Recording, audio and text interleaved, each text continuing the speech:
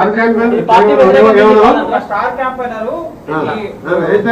మూడేళ్ల కింద వచ్చిన పిసిసి 34 ఏళ్ల కింద వచ్చిన స్టార్ క్యాంపెయిన్ ఏం మాట్లాడుతున్నావు?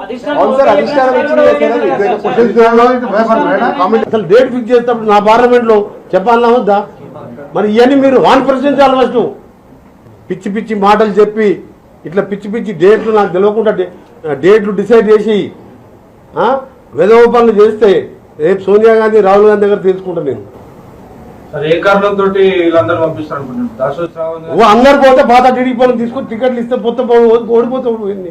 4 ఏళ్ల పాటు పార్టీకి పనిచేసిన వాళ్ళకేమో కేవలం ఇట్లాంటి ఇస్తారు, 3 ఏళ్ల క్రితం వచ్చిన వాళ్ళకి పిసిసి ప్రెసిడెంట్ ఇస్తారు.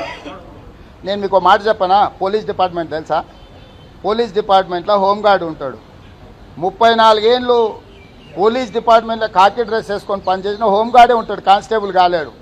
కానీ సివిల్స్ రాస్తాడు ఇంకొకడు, డైరెక్ట్ ఐపీఎస్ఐ వచ్చి జిల్లా ఎస్పీ అవుతాడు.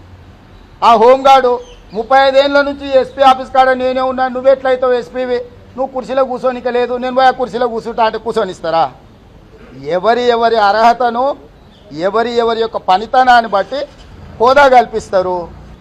ఒకడు అదృష్టాన్ని ఒకడు గుంజుకోలేడు, ఒకడు అదృష్టాన్ని ఒకటి చెడగొట్టలేడు.